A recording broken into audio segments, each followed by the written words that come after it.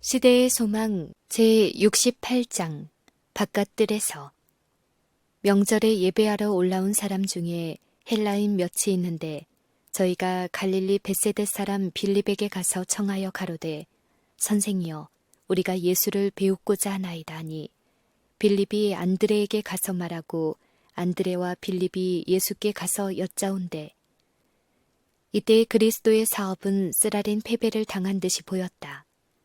그분은 제사장들과 바리새인들과의 논쟁에서 승리자가 되셨지만 그들이 그분을 결코 메시아로 받아들이지 않으리라는 것은 분명하였다. 최후의 결별이 다가왔다. 그것은 제자들에게 절망적인 것처럼 보였다. 그러나 그리스도께서는 당신의 사업의 완성을 향해 접근하고 계셨다. 유대 민족에게 뿐만 아니라 온 세계와 관련된 위대한 사건이 벌어지려 하고 있었다. 세상의 가란 외침의 메아리인 우리가 예수를 배우고자 하나이다 라는 열렬한 요청을 들으시고 그리스도의 얼굴은 빛났으며 그분은 인자의 영광을 얻을 때가 왔도다 라고 말씀하셨다. 그분은 헬라인들의 요청 가운데서 당신의 위대한 희생의 결과에 대한 전조를 보셨다. 박사들이 그분의 생애의 초기에 동방에서 왔던 것처럼 이 사람들은 그분의 생애의 말기에 구주를 찾아 서방에서 왔다. 그리스도의 탄생 당시 유대 백성들은 그들 자신의 야심적인 계획에 너무 몰두한 나머지 그분의 강림을 알지 못하였다. 박사들은 구주를 경배하고자 선물을 가지고 이교의 땅으로부터 구유까지 왔다. 마찬가지로 헬라인들은 온 세상 나라와 족속과 백성들을 대표하여 예수를 만나려고 왔다. 그와 같이 구주의 십자가는 모든 나라, 모든 시대의 사람들을 이끌 것이다. 이와 같이 동서로부터 많은 사람이 이르러 아브라함과 이삭과 야곱과 함께 천국에 앉을 것이다. 헬라인들은 그리스도께서 예루살렘의 승리에 입성을 하셨다는 말을 들었다. 어떤 사람들은 그분이 성전에서 제사장들과 관원들을 쫓아내고 더욱이 그분은 다윗의 보좌를 취하여 이스라엘의 왕으로 다스릴 것이라고 생각하고 그 소문을 퍼뜨렸다.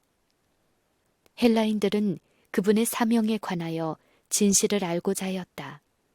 그들은 우리가 예수를 배웁고자 하나이다 라고 말하였다. 그들의 간청은 허락되었다. 그 요청이 왔을 때 예수님은 유대인들 외에는 아무도 있을 수 없는 성전 경내에 계셨지만 헬라인들이 있는 바깥마당으로 나오셔서 그들과 개인적인 면담을 나누셨다. 그리스도께서 영광을 얻으실 때가 이르렀다. 그분은 십자가의 그늘 아래 서 계셨으며 헬라인들의 질문은 그분께서 치르시려고 하는 희생이 많은 인간 자녀들을 하나님께로 인도하리라는 것을 그분께 보여주었다. 그분은 헬라인들이 그때는 상상도 못했던 처지에 계신 당신을 곧 보게 될 것을 아셨다. 그들은 하나님의 아들 앞에서 석방 결정을 받게 될 강도요 살인자인 바라바 곁에 서 계신 그분을 보게 될 것이다.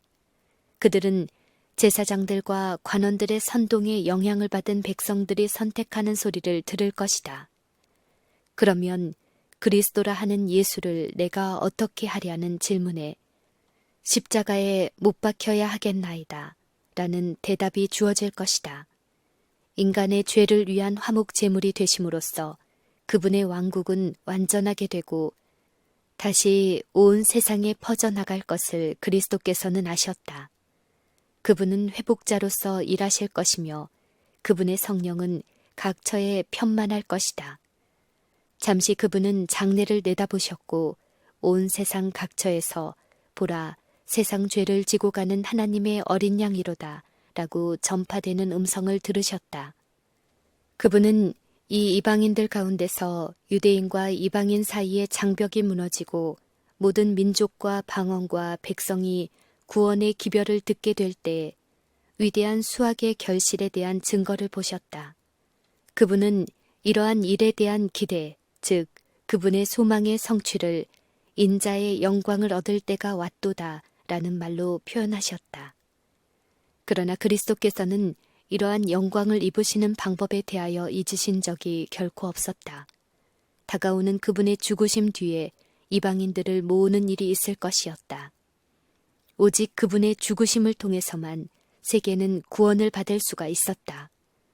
미랄처럼 인자는 땅 속에 던져져 죽고 눈에 보이지 않게 장사되어야 하셨지만 그분은 다시 살아나실 것이었다. 그리스도께서는 당신의 장래를 나타나실 때에 자연의 사물을 통하여 설명하심으로써 제자들이 이해할 수 있게 하셨다. 그분의 사명이 참된 결과는 그분의 죽으심으로 이루어질 것이었다. 그분께서는 내가 진실로 진실로 너희에게 이르노니 한 알의 밀이 땅에 떨어져 죽지 아니하면 한 알 그대로 있고 죽으면 많은 열매를 맺느니라 라고 말씀하셨다. 땅에 떨어져서 죽을 때 밀알은 싹이 나고 열매를 맺는다. 이와 같이 그리스도의 죽으심도 하나님의 나라를 위한 열매를 맺을 것이었다. 식물계의 법칙과 같이 생명은 그분의 죽으심의 결과로 이루어질 것이었다. 밭을 가는 자들 앞에는 언제나 실물 교훈이 있다. 해마다 농부는 가장 잘 선택한 곡식을 흩어 뿌림으로써 지속적으로 곡식을 공급받는다. 얼마 동안 그것은 밭 일항이나 속에 파묻혀서 주의 돌보심을 받는다. 그 다음에는 싹이 나오고 그 다음에는 이삭이요. 그 다음은 이삭에 충실한 곡식이다. 그러나 곡식이 눈에 보이지 않게 묻히고 감추어져 그 모양이 모두 없어지기 전에는 이러한 발전은 일어나지 않는다. 땅에 묻힌 씨앗은 열매를 가져오고 그리고 또다시 그 열매는 씨앗으로 뿌려진다. 이렇게 하여 수확은 증대된다. 그와 같이 갈바리 십자가 위에서의 그리스도의 죽음은 영생에 이르는 열매를 맺을 것이다.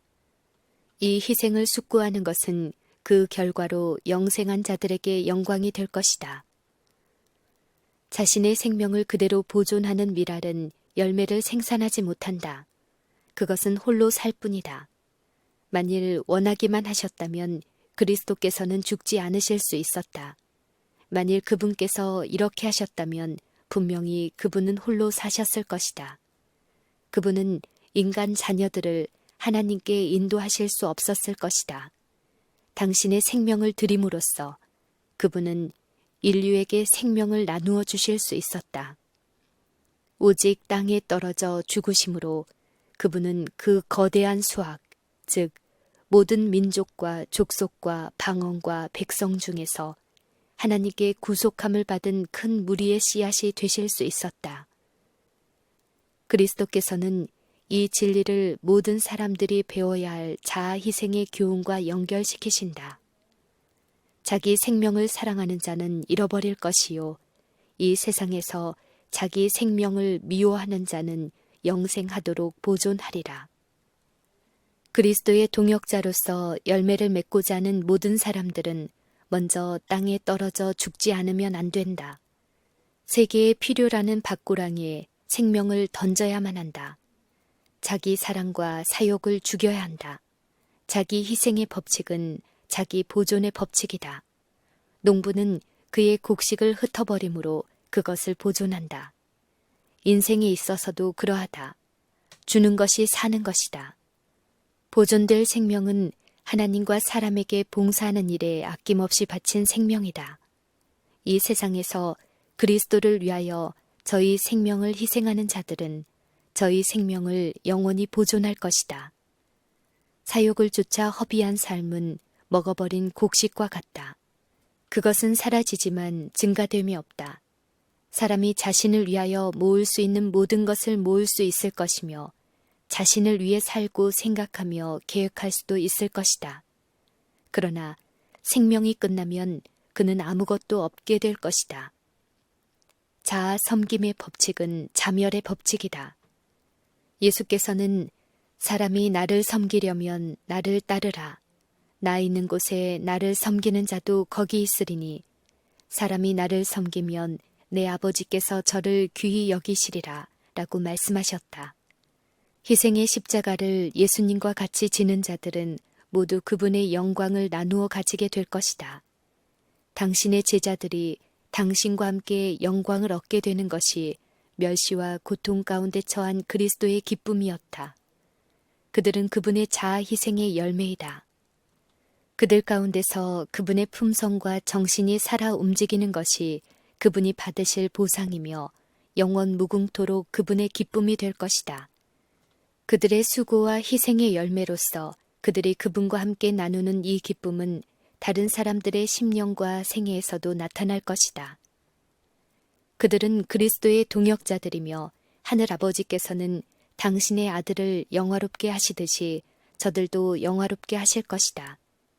이방인들을 모아들일 것을 예시하는 헬라인들의 기별을 통하여 예수께서는 당신의 모든 사명을 생각하셨다. 하늘에서 그 계획이 세워진 때로부터 죽음이 임박한 지금에 이르기까지의 구속 사업이 그분 앞을 지나갔다. 어떤 신비스러운 구름이 하나님의 아들을 가리는 것처럼 보였다. 그와 가까이 있는 자들도 그 어두움을 느낄 수 있었다. 그분은 생각에 잠겨 계셨다. 마침내 그분은 침묵을 깨시고 지금 내 마음이 민망하니 무슨 말을 하리요. 아버지여 나를 구원하여 이때를 면하게 하여 주옵소서. 라는 슬픈 음성을 바라셨다. 그때를 기다리는 가운데 그리스도께서는 이미 쓴 잔을 마시고 계셨다. 그분의 인성은 어느 면으로 보든지 그분이 하나님에게서조차 버림받은 것으로 보일 때 곧 징벌을 받아서 하나님에게 맞으며 고난을 당한다고 모두가 생각할 그때의 버림받은 순간에 대한 생각으로 움츠러들었다. 그분은 사람들 앞에 드러난 극악한 죄수 취급을 받으며 수치스럽고 모욕적인 죽음을 당할 일 때문에 위축되셨다. 예수님은 흑암의 세력과의 투쟁에 대한 예감과 인간의 범죄로 인한 무서운 죄짐에 대한 생각, 그리고 죄로 인한 아버지의 분노로 의기저상하였으며 그분의 얼굴에는 죽음의 창백함이 서려 있었다. 그때 그분은 당신의 아버지의 뜻에 복종하셨다. 그분은 내가 이를 위하여 이때에 왔나이다. 아버지여, 아버지의 이름을 영광스럽게 하옵소서 라고 말씀하셨다. 사단의 나라는 그리스도의 죽음을 통하여서만 정복할 수 있었다. 인간은 오직 이 방법으로서만 구속받을 수 있었고 하나님께서는 영광을 받으실 것이었다. 예수께서는 그 고뇌에 동의하셨으며 그 희생을 받아들이셨다. 하늘의 임금께서 죄짐을 지는 자로서 고통을 받기로 동의하셨다. 아버지여, 아버지의 이름을 영광스럽게 하옵소서라고 그분은 말씀하셨다. 그리스도께서 이 말씀을 하실 때에 그분의 머리 위에 떠돌던 구름 속에서 한 응답이 나왔다. 내가 이미 영광스럽게 하였고 또다시 영광스럽게 하리라. 말 구유로부터 이 말씀이 들릴 때까지의 그리스도의 전생에는 하나님을 영화롭게 하였다. 다가오는 시련 가운데서 그분은 신성과 인성의 고통으로 인하여 참으로 아버지의 이름을 영광스럽게 하실 것이었다. 그 음성이 들렸을 때 구름 속에서 빛이 투사되어 그리스도를 둘렀는데 마치 무한한 능력의 팔이 불꽃의 장벽처럼 그분의 주위를 두른 듯이 보였다. 백성들은 두려움과 놀라움으로 이 장면을 바라보았다. 아무도 감히 말하지 못하였다. 입을 다물고 숨을 죽인 채 모든 사람은 눈길을 예수께 고정시키고 서 있었다. 하늘 아버지께서 증언하실 때 구름은 하늘로 솟아올랐다가 흩어졌다. 당분간 아버지와 아들 사이의 가시적인 교제는 끝났다. 곁에 서서 들은 무리는 우레가 울었다고도 하며 또 어떤 이들은 천사가 저에게 말씀하였다고도 하였다. 그러나 문의하러 왔던 헬라인들은 구름을 보고 음성도 듣고 그 뜻을 이해하였으며 과연 그분이 하나님의 보내심을 받은 자로서 그들에게 나타나신 바 된 그리스도임을 분별하였다. 하나님의 음성은 그분의 봉사의 시초인 예수님의 침례시에 들렸고 그분께서 변화하시던 때에 다시 들렸다. 이제 그분의 봉사 사업이 거의 마쳐갈 때에 많은 사람들은 특별한 환경 아래에서 세 번째 하나님의 음성을 들었다. 예수께서는 유대인들의 상태에 관한 가장 엄숙한 사실을 방금 전에 말씀하셨다. 그분은 마지막 호소를 하셨고 그들의 운명을 선고하셨다. 이제 다시 하나님께서는 당신의 아들의 사명에 대하여 인을 치셨다. 하나님께서는 이스라엘이 거절한 그분을 인정하셨다. 예수께서는 이 소리가 난 것은 나를 위한 것이 아니요 너희를 위한 것이니라 라고 말씀하셨다. 이것은 그분께서 메시아가 되신다는 더할 나위 없는 증거였고 예수님의 말씀은 진리요 그분은 하나님의 아들이시라는 사실에 대해 아버지께서 주신 징표였다. 그리스도께서는 계속하여 말씀하셨다. 이제 이 세상의 심판이 이르렀으니 이 세상 임금이 쫓겨나리라. 내가 땅에서 들리면 모든 사람을 내게로 이끌겠노라 하시니 이렇게 말씀하심은 자기가 어떠한 죽음으로 죽을 것을 보이심이러라. 이것은 세계의 위기이다. 만일 내가 사람들의 죄를 위한 화목 제물이 된다면 세계는 밝아질 것이다. 사람들의 심령을 붙들고 있는 사단의 속박은 깨질 것이다.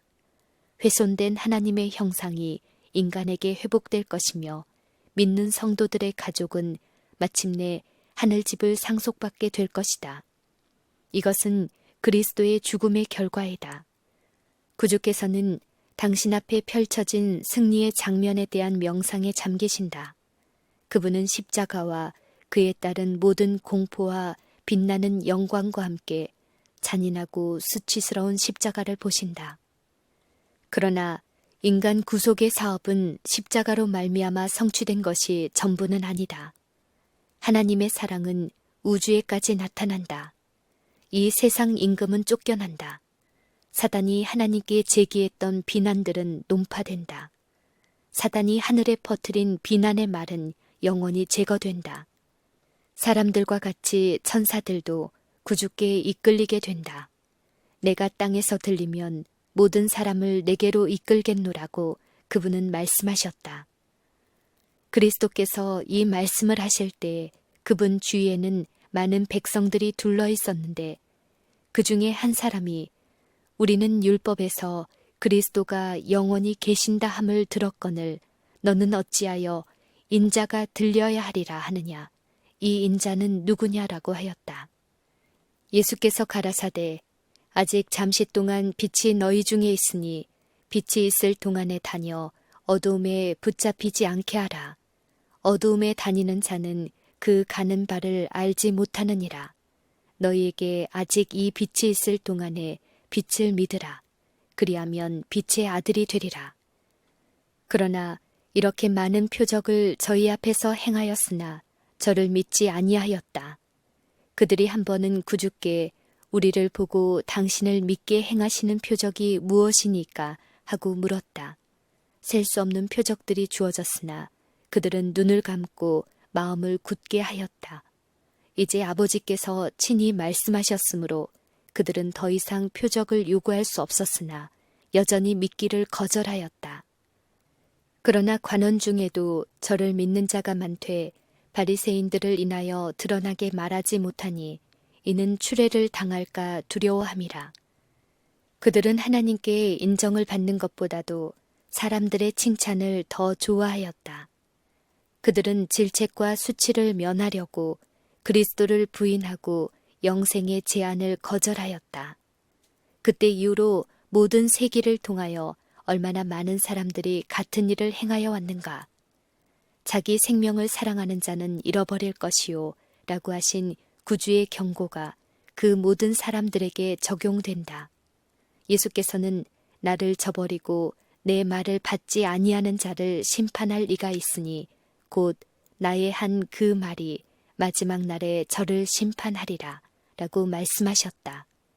오호라 저희의 재난의 시기를 알지 못하는 자들이여. 그리스도께서는 천천히 그리고 슬퍼하시면서 성전 경내를 영원히 떠나셨다.